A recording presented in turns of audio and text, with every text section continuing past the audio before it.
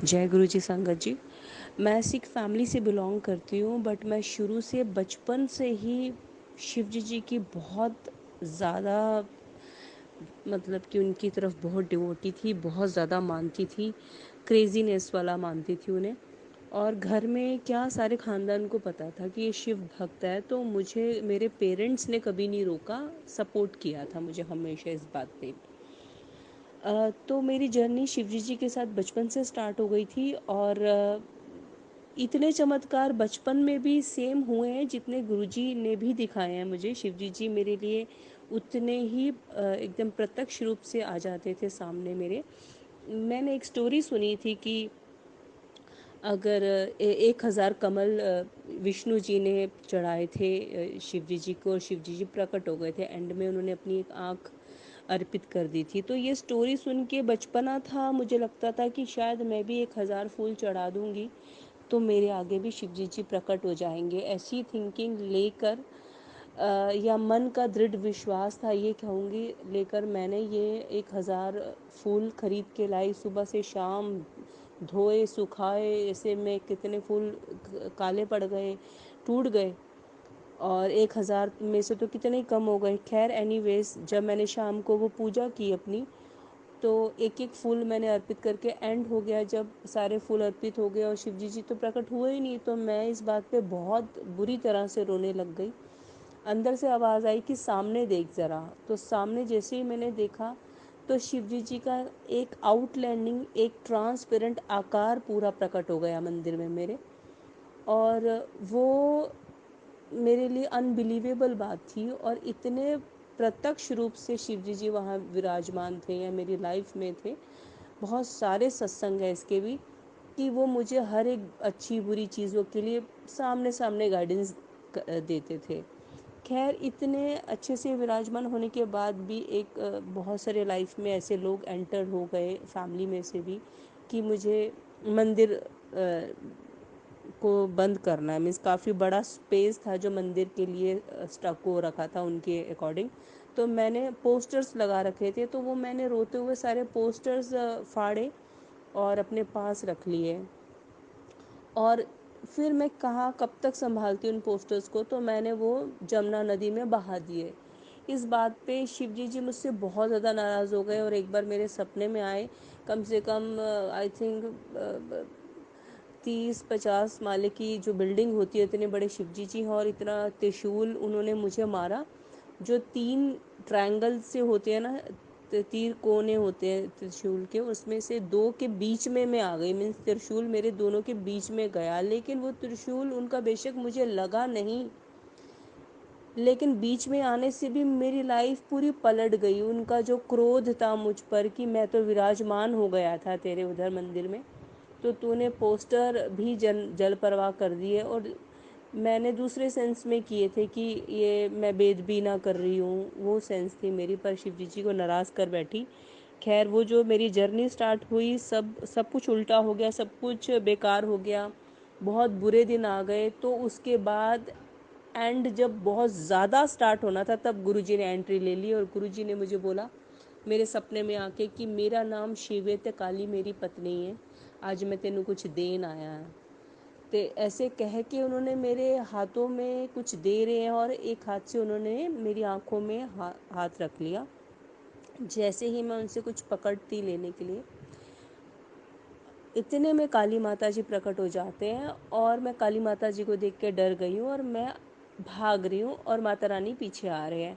इतना सा सपना देखा, और मैं सपने में को देख के बहुत डर गई कि ये अंकल कौन थे। ये तो किसी एंगल से शिवजी जी नहीं लगते, क्योंकि हमें शिवजी जी को देखने की आदत जो है वो दूसरी तरह से दिखते हैं। तो मैंने बोला ये आदमी पता नहीं कौन था जो मेरे सपने में आया। मुझे सपने का ज़्यादा अच्छे से मीनिंग समझ में नहीं आया, तो मैंने यही अनुमान लगाया कि चलो लाइफ में कभी ऐसा आदमी दिखेगा तो इसके आसपास भी नहीं भटकना, क्योंकि मुझे काली माता जिस हिसाब से मेरे पीछे आ रही थी, मैं डर गई थी। खैर कुछ दिन बाद मैं एक वेबसाइट चेक कर रही थी, उस वेबसाइट पे गुरु जी का स्वरूप निकल आया। मीन्स मुझे लगा अच्छा ये आदमी मुझे यहाँ मिलेगा। मैं फिर से बहुत घबरा गई, और मैंने लैपटॉप को बड़ी मीन्स धाड़ करके बंद किया, और 5-10 मिनट बाद फिर हम हिम्मत करके वापसी लैपटॉप ओपन किया और वो साइड पे गई तो देखा किसी और की फ़ोटो थी। तो मैंने बोला यार मेरे साथ ये क्या हो रहा है, मीन्स अभी तो वो आदमी दिख रहे थे और अभी ये क्या हो गया। तो मैंने कहा यार अगर किसी को बोलूँगी तो कोई बोलेगा कि ये पागल हो गई है। खैर कुछ दिन बाद मेरी एक फ्रेंड थी, मैं उसके घर में गई तो उनके घर में गुरुजी का स्वरूप और गुरुजी के चरण लगे हुए थे। तो मैंने आंटी जी को बोला, मैंने कहा आंटी ऐसा सेम आदमी मेरे सपने में आया और उन्होंने मुझे ऐसे ऐसे बोला, मेरा नाम शिव है, और सारी स्टोरी सुनाई। तो आंटी जी ने मुझे बताया कि ये शिव ही हैं, इनका सारा मीन्स छतरपुर मंदिर जाओ, ये पूरी डिटेल आंटी जी ने बताई। फिर भी काली माता जी का बहुत डर था, तो मैंने ये सोच रखा था लाइफ में कभी छतरपुर नहीं जाऊंगी, कि अगर मैं उधर गई तो काली माता जी मुझे मार रहे हैं। तो लेकिन फिर भी 6 महीने लग गए, गुरुजी ने मुझे चुन लिया था। गुरुजी ने जितने भी एक जब चुन लिया तो बीच में जितने भी मेरे कर्मास या हर्डल्स आ रहे हैं वो हटने में 6 महीने लगे, क्योंकि और संगत का पता लगता रहा, चमत्कार पता लगते रहे, यूट्यूब सर्च कर मारा, सारे सबके मैंने सत्संग सुन लिए, जो भी गुरुजी के टाइम की संगत थी, और विश्वास बढ़ गया। और विश्वास फिर एक टाइम आया 100% हो गया कि मुझे आज बड़े मंदिर जाना है, चाहे कुछ भी हो जाए, चाहे रास्ते में काली माता जी मुझे कुछ भी कर दे, मैं जाऊंगी। और संगत जी मैं अपने घर से निकल पड़ी बाय मेट्रो, मेट्रो से छतरपुर, छतरपुर से जैसे ही वो जो पुल आता है, जब मैं पूरा मेट्रो कवर कर लिया, पार होके निकल गई, तो मुझे लगा अच्छा है। मन में डर था कि शायद मेट्रो में कोई एक्सीडेंट होगा या रोड पे कुछ एक्सीडेंट होगा। तो जब सब कुछ क्लियर हो गया, आ गई, पुल तक आ गई, तो मैंने कहा चलो शुक्र है कुछ बीच में प्रॉब्लम नहीं आई, मैं दैट मीन्स रास्ता क्लियर है, माता रानी मुझे कुछ नहीं कहेंगे, सब ठीक है। तो मैं वहाँ तक पहुँच गई। लेकिन पुल पे संगत जी आपने नकली हनुमान जी भी बने हुए देखे होंगे, या मैं ये बोलूँगी सावन में हम नकली शिव जी भी बने हुए कहीं ना कहीं देख लेते हैं, लेकिन आपने कभी माता रानी नहीं देखी होगी नकली, वो भी काली माता। वो लोहे की पुल जो मैंने क्रॉस करना था छतरपुर से, सीढ़ियाँ उतर के जाते इन बिटवीन बीच में एक फीमेल खड़ी थी, उनके काफ़ी लंबे बाल थे, उन्होंने काले रंग का चोला पहन रखा था, उनके हाथ में लोहे का खप्पर था, और मुझे लगा बस ये मुझे देख रही हैं और ये मुझे ही दिख रही हैं और किसी को नहीं दिख रही। और आज मैं गई इनके पास जाते, अब मेरी मौत आ गई समझो। बट उस टाइम पे गुरुजी का मंत्र नहीं पता था, ओम नमः शिवाय ओम नमः शिवाय करते करते मैंने उन्हें क्रॉस किया और सब कुछ ठीक रहा, जहन में जान आई। तो मुझे लगा शायद सब कुछ मैंने पार कर लिया, सब कुछ ठीक है, अब ओके रिपोर्ट है। ये मेरे मन का डर था एक्चुअल में, मुझे अब आके क्लियरेंस मिली है गुरुजी से कि मेरे मन का ही डर था। माता रानी तो मुझे ब्लेस करने आ रही थी और मेरे साथ थी। अब मुझे आगे वो बस रूप देख के मैं डर गई थी स्टार्टिंग में। फिर जो गुरुजी ने अपने साथ जोड़ा, लाइफ का जो पहला सत्संग मेरे घर में हुआ, वो वो ऐसा सत्संग था कि आज तक ऐसा सत्संग हो ही नहीं पाया, क्योंकि उस सत्संग में इतनी फ्रेगनेंस थी मेरे घर में। जो जल प्रसाद गुरु जी के लिए रखा था उसमें 7 तरह के रंग आ गए थे और वो पीना ही मुहाल था, क्योंकि उसमें इतनी ज़्यादा फ्रेगनेंस थी। मेरे घर के नॉर्मल बर्तनों में से खुशबू आने लग गई थी। चाय प्रसाद रखा था उसमें भी सिप था, बिस्किट भी टूटा हुआ था। तो फुल ऑफ ब्लेसिंग्स था मेरा वो फर्स्ट सत्संग लाइफ का। और जब रात को गुरुजी की गद्दी के साथ ही मैं सो गई और गुरुजी की तरफ फेस करके साइड वाला पोस्चर में मैं सो रही थी, तो मेरा हाथ रात को ऊपर सीधा से खड़ा हुआ था। और मैंने मेरी नींद खुली कि अरे मेरा हाथ कैसे ऊपर सीधा खड़ा हो गया। तो मैंने पूरी पावर से नीचा करने चाहा पर मेरा हाथ नीचे नहीं मैं ला सकी। तो मैंने सुबह फिर संगत से डिस्कस किया, तो उन्होंने मुझे बोला कि गुरुजी ने तेरा हाथ फड़े आया है, कि कोई भी प्रॉब्लम लाइफ में है अब गुरुजी ने तेरा हाथ पकड़ लिया, इसका मतलब यही है। तो बात सच्ची है, गुरुजी ने आज तक मेरा हाथ पकड़ा हुआ है और मुझे कई चीज़ों से निकालते हुए लेके आए हैं। मुझे लगता था कि मेरी लाइफ में बहुत ज़्यादा प्रॉब्लम्स आई है, लिमिट से भी ज़्यादा। तो मुझे लगता था कि शायद मैं बहुत पापी हूँ, शायद मैं रावण होंगी, शायद मैं औरंगज़ेब होंगी, शायद मैं और भी कई ऐसे, मुझे ऐसा नेगेटिव ही फील होता था कि मैं अच्छा खासा बहुत पापी इंसान हूँ। बट गुरुजी ने जब लॉकडाउन वाला जो सत्संग हुआ मेरे से, तब उस टाइम पे मुझे उन्होंने बोला कि मैं तेरा इम्तिहान लेता, मैं आज तेरे तो बहुत खुश है, ऐसे करके बोले, मैं तेरे तो आज बहुत खुश हाँ।